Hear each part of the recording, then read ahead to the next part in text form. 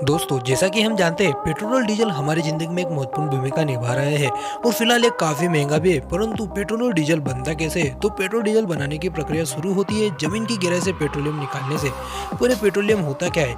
आज से करोड़ों साल पहले जो जीव जंतु जमीन के नीचे दब गए और हाई प्रेशर और ऑक्सीजन के अवशेष की वजह से उनका शरीर गलकर पेट्रोलियम में परिवर्तित हो गया। पेट्रोलियम काला और गाढ़ा तरल पदार्थ है। पेट्रोलियम को आमतौर पर कच्चा तेल भी कहा जाता है, लेकिन अब पेट्रोलियम को डायरेक्ट पेट्रोल की तरह इस्तेमाल नहीं कर सकते। पेट्रोलियम को प्रोसेस करके डीजल, पेट्रोल, केरोसिन जैसी कई सारी चीजें बनाई जाती है। पेट्रोल जमीन के नीचे और समुद्र के नीचे दोनों ही जगह में पाया जाता है, लेकिन कुछ खास जगहों पर पेट्रोलियम निकलता है। और समुद्र से पेट्रोलियम निकालने के लिए फ्लोटिंग प्लेटफॉर्म यानी पानी पे तैरता हुआ प्लेटफॉर्म बनाया जाता है, जिसे पेट्रोलियम की जगह ले जाया जाता है। और स्टील के तारों की मदद से इसे समुद्री चट्टानों से बांध दिया जाता है ताकि प्लेटफॉर्म पानी के बहाव में इधर उधर ना हिले। इस प्लेटफॉर्म की मदद से समुद्र की सतह में गहराई तक बोरिंग की जाती है और पेट्रोलियम मिलने पर उसे पाइप और पंप के जरिए लगातार पेट्रोलियम को बाहर निकाला जाता है। ठीक इसी प्रकार जमीन में बोरिंग करके पेट्रोलियम को बाहर निकाला जाता है। फिर पेट्रोलियम को रिफाइनरी में भेजा जाता है, जहाँ पर डिस्टिलेशन प्रोसेस किया जाता है। डिस्टिलेशन प्रोसेस के लिए आपको यह पता होना चाहिए कि हर चीज का उबलने का तापमान यानी बॉइलिंग पॉइंट अलग अलग होता है। जैसे कि पानी 100 डिग्री सेल्सियस पर उबलता है और कोई भी तरल चीज उबलने के बाद भाप में परिवर्तित हो जाती है,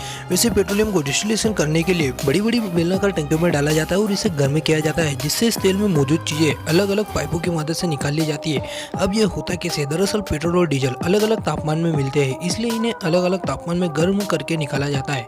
उदाहरण के लिए डीजल को बनाने के लिए 250 से 350 डिग्री सेल्सियस तक पेट्रोलियम को उबालना पड़ता है, जिससे वो भाप में परिवर्तित होकर डीजल के रूप में मिलता है। वैसे ही 40 डिग्री सेल्सियस पर पेट्रोलियम को उबालने पर पेट्रोल मिलता है। इसी तरह पेट्रोल, डीजल, केरोसिन जैसी चीजों को बनाया जाता है। फिर इस पेट्रोल डीजल को टेस्टिंग के जरिए अलग अलग क्वालिटी के हिसाब से भेजा जाता है। जितनी अच्छी क्वालिटी होती है उसका उतना ही महंगा दाम होता है।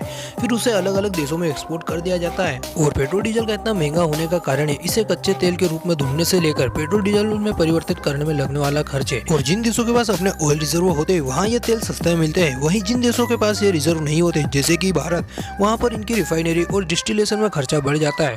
और वही भारत में स्टेट और सेंट्रल गवर्नमेंट मिलकर 60% से ज्यादा टैक्स लगाती है। इसके अलावा भी पेट्रोल और डीजल की कीमत बढ़ रही है। ऐसा इसलिए क्योंकि यह एक बार इस्तेमाल हो गया तो इसे दोबारा इस्तेमाल नहीं किया जा सकता। जिस प्रकार भारी संख्या में इनका उपयोग बढ़ता जा रहा है, एक्सपर्ट्स की माने तो उसी प्रकार दुनिया में 40 से 50 सालों में यह पूरा तेल खत्म हो जाएगा। वाकई ये एक चिंता का विषय है। अगर इस प्रकार की स्थिति बनती है तो पूरी दुनिया इलेक्ट्रिसिटी की ओर बढ़ना शुरू कर देगी। पर कहीं ना कहीं इलेक्ट्रिसिटी उत्पादन में भी पेट्रोल डीजल का उपयोग होता है। दोस्तों, पेट्रोल डीजल के बढ़ते उपयोग के बारे में आपके क्या विचार है नीचे कमेंट बॉक्स में जरूर बताएं और वीडियो को लाइक और हिंदी मीडियम फैक्ट चैनल को सब्सक्राइब करना ना भूलें।